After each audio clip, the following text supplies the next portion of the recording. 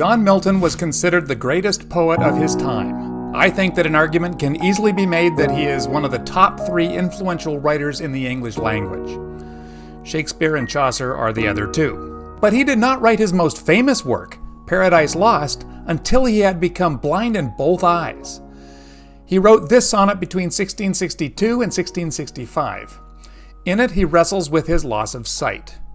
This is On His Blindness by John Milton.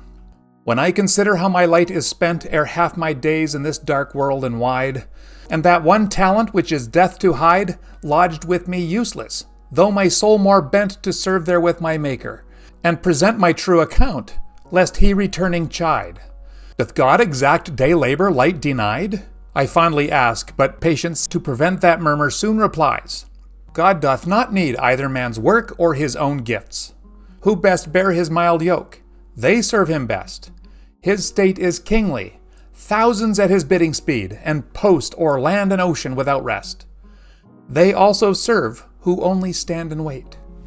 You can see from the rhyme scheme that this sonnet is Petrarchan. If you don't remember what that is, you can review it in my introductory video called What is a Sonnet? In the first lines, when I consider how my light is spent ere half my days in this dark world and wide, Milton considers how he has spent his light thus far, before half his life is over. He was around 40 when he went blind. That word light is an example of metonymy. Metonymy is a literary device where something closely associated with a thing stands for the thing itself. When he uses the term light, he's not talking about spending light, but something closely associated with light. This probably means sight. Without light, the world is indeed dark.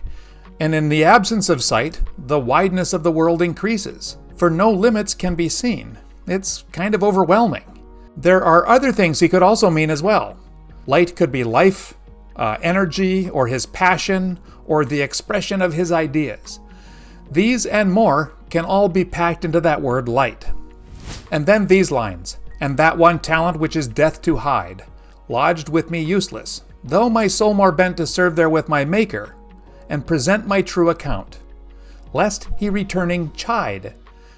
These lines allude to the parable of the talents found in Matthew 25. That's the one where the master takes off on a journey, and he leaves 3 of his servants some money. To one he gives 5 talents, to another 2, and to the last he gives 1 talent.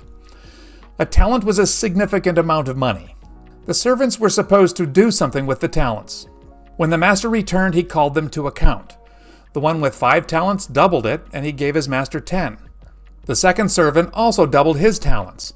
The third, instead of putting his money to work, didn't even put it into the bank to collect interest. He buried it, and then he returned that 1 talent back to the master. The master responded, "You wicked, lazy servant," and he threw him out into the darkness, where there was weeping and gnashing of teeth. Not good. Milton identifies with that third servant. He has been given a single talent. In this case, it's not the money, it's the gift. But it's lodged within him useless. He can't use it. There may be one difference between Milton and that servant. Milton's not lazy. He wants to use this talent to serve his Maker.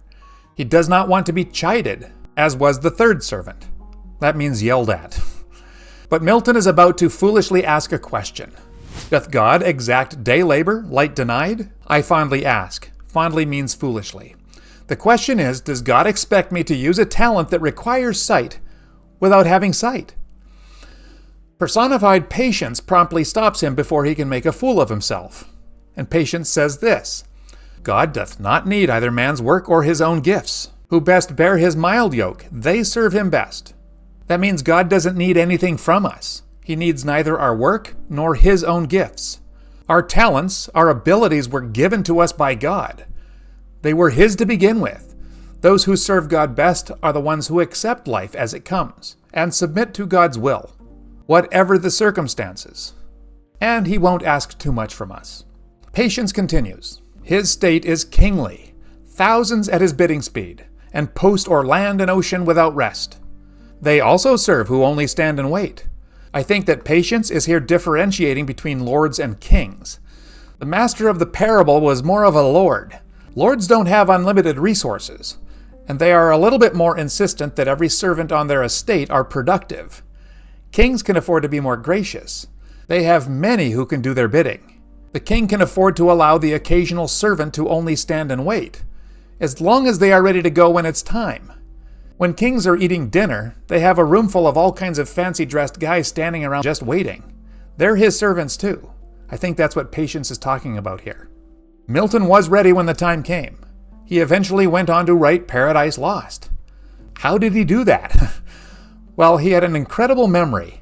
He was trained from a very young age to retain vast amounts of literature in his head, including Homer and Virgil.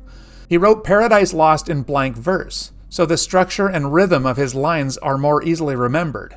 So he composed these verses in his head, often at night, and then later he would dictate them to his assistants. His daughters, friends, and a secretary were his scribes. Blindness did not keep Milton on the sidelines very long. Thank you, and we'll see you next time.